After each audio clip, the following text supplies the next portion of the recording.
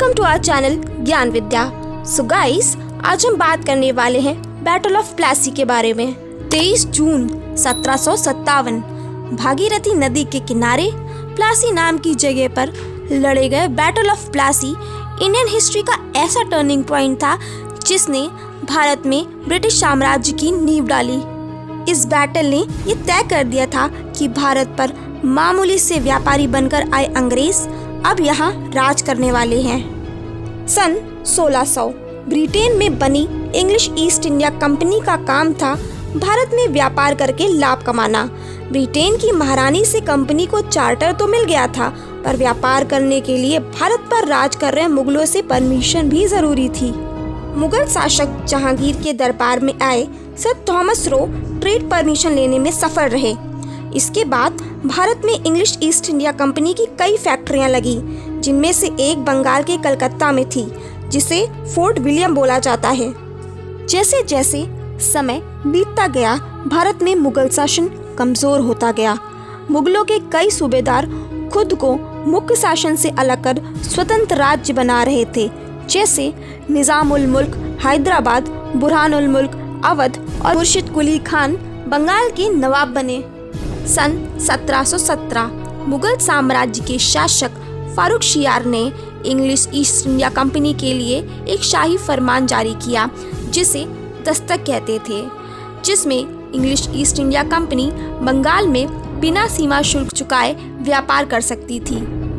यही दस्तक आगे जाकर इंग्लिश ईस्ट इंडिया कंपनी और बंगाल के नवाब सिराजुद्दौला के बीच हुए बैटल ऑफ प्लासी का कारण बना। बंगाल में मुर्शिद कुली खान के कुछ वर्षों बाद सिराजुद्दौला वहां का नवाब बना, लेकिन उसका नवाब बनना इतना आसान नहीं था। एक तरफ उसको आंतरिक संघर्षों का सामना करना पड़ रहा था, उसके अपने ही रिश्तेदार और दरबारी उसके खिलाफ रहते थे, और दूसरी ओर अंग्रेज उसके लिए मुसीबत बने हुए थे। पहला कारण ये था कि उसे ईस्ट इंडिया कंपनी की राजनीतिक दखलंदाजी पसंद नहीं थी। दूसरा कारण ये था कि ईस्ट इंडिया कंपनी धड़ल्ले से दस्तक का दुरुपयोग कर रही थी। दस्तक की ओर में वो हर तरह के टैक्स देने से बच रही थी, और इससे बंगाल के राजस्व को बहुत घाटा हो रहा था। तीसरा कारण था कि यूरोप में ब्रिटेन और फ्रांस के बीच चल रहे 7 ईयर वॉर्स की वजह से ईस्ट इंडिया कंपनी बिना नवाब की परमिशन से फोर्ट विलियम की किलेबंदी कर रही थी, जो नवाब सिराजुद्दौला को सही नहीं लग रहा था। नवाब ने ईस्ट इंडिया कंपनी को ऐसा करने से मना किया, फिर भी कंपनी ने नवाब की बात नहीं मानी। इन सब कारणों की वजह से नवाब ने कंपनी की कासिम बाजार की कोठी पर और फिर कलकत्ता के फोर्ट विलियम पर आक्रमण कर उस पर अधिकार कर लिया। फोर्ट विलियम में उसने 146 अंग्रेजों, जिसमें उनकी पत्नियां और बच्चे भी थे, को एक छोटी सी कोठरी में बंद करवा दिया, जिसमें दम घुटने से कई लोगों की मौत हो गई और सिर्फ 23 लोग जिंदा बचे। इस घटना को ब्लैक होल ट्रेजेडी भी कहते हैं। इस घटना की खबर मद्रास पहुंची और रॉबर्ट क्लाइव को कुछ सेना के साथ कलकत्ता भेजा गया। नवाब को हराना आसान नहीं था, इसलिए क्लाइव ने सीधे आक्रमण न करके रिश्वत देकर नवाब के अधिकारियों को अपने पक्ष में कर लिया और कलकत्ता कंपनी के पास वापस आ गया। इसके साथ ही नवाब को क्लाइव के साथ अलीपुर की संधि करनी पड़ी, जिससे कंपनी को सारी रियायतें और सुविधाएं वापस मिल गईं। पर कंपनी इस संधि से संतुष्ट नहीं थी। वो नवाब सिराजुद्दौला को हटाकर गद्दी पर अपने किसी वफादार को बैठाना चाहती थी, पर कैसे? इसके लिए रॉबर्ट क्लाइव ने एक षड्यंत्र रचा। उसने नवाब के सारे विरोधियों को लालच देकर अपने पक्ष में कर लिया। नवाब के सेनापति मीर जाफर को क्लाइव ने नवाब बनाने का लालच दिया। दरअसल बैटल ऑफ प्लासी एक युद्ध था ही नहीं, बस एक छलावा था।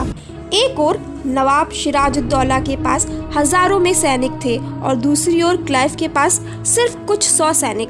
फिर भी क्लाइव की जीत कैसे हुई? धोखे से। क्लाइव ने नवाब सिराजुद्दौला पर संधि न मानने का इल्जाम लगाकर युद्ध छेड़ दिया। नवाब सिराजुद्दौला के 2 सेनानायक मीर मदान और मोहनलाल तो पूरी वफादारी के साथ लड़ते रहे, पर मीर जाफर ने गद्दारी की। मीर जाफर के कमान में आधी सेना ने युद्ध में भाग लिया ही नहीं।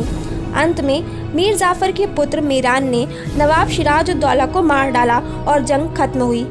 मीर जाफर को नया नवाब बनाया गया, पर वो बस एक कठपुतली था। बंगाल की पूरी बागडोर अब कंपनी के हाथ में थी। बैटल ऑफ प्लासी ने भारत की दास्ता और संघर्ष का रास्ता खोल दिया था।